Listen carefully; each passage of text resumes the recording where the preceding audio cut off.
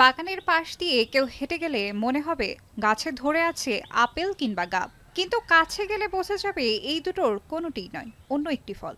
দেশের মাটিতে এখন চাষাবাদ হচ্ছে জাপানের জাতীয় ফল পার্সিমন। যশোরের চৌগাছার স্বরূপদাহ ইউনিয়নের হিজলি গ্রামের চাষি জুলফিকার সিদ্দিক, যিনি ৫ কাঠা জমিতে করেছেন পার্সিমন চাষ। কয়েক বছর আগে নাটোর থেকে তিনি চারা কিনে নিয়ে আসেন। ৭ বছর পরিচর্যা করার পর গত বছর থেকে ফল ধরতে শুরু করে। এবছর প্রচুর পরিমাণে ধরেছে পার্সিমন। এখানে আপাতত এই গাছটাই ১৪০ কেজি মাইনাস প্লাস ফল আছে। তো আমি এখান থেকে স্থানীয়ভাবে ১০০-১,০০০ টাকা বিক্রি করতে পারি, কিন্তু এটার ১,০০০ টাকা তার পাইকারি দর বিক্রি হবে না, এখানে ৪০০ থেকে ৫০০ টাকা বিক্রি হবে। আমাদের যেমন কাঁঠাল জাতীয় ফল লাগায় রাখলেই হয়, এটাও এরকম একটা জিনিস। আশেপাশের গ্রামের অনেকেই দেখতে আসছেন জুলফিকারের পার্সিমন বাগান।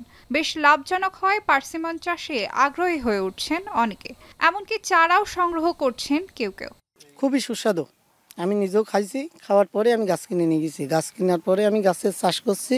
এখানে অনেক ফল ধরেছে, আমার দেখে আমি খুবই অনুপ্রাণিত। আমিও চাচ্ছি যে এমন একটা বাগান তৈরি করতে। এই ফল আমরা বিদেশে শুনছি যে বিদেশে হয়, কিন্তু আমরা এখন চোখের সামনে পাচ্ছি, খাচ্ছি, আনন্দ পাচ্ছি। কৃষি কর্মকর্তা জানান, শুধু হিজলি নয়, যশোরের বিভিন্ন গ্রামে পার্সিমন চাষ হচ্ছে। ভালো ফলন হলে বিদেশে রপ্তানির সম্ভাবনা রয়েছে। এজন্য কৃষি বিভাগের পক্ষ থেকে দেয়া হচ্ছে নানা পরামর্শ।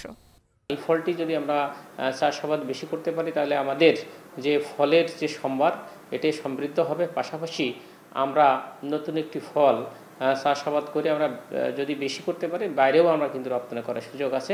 আমাদের এই ধরনের ফল চাষাবাদের জন্য আমরা বিভিন্ন সময় কৃষকদের উৎসাহিত করি এবং এই নতুন উদ্যোক্তাদের আমরা প্রশিক্ষণ প্রদান করে থাকি।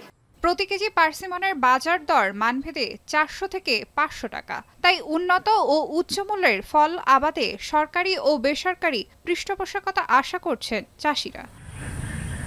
এখন যশোর।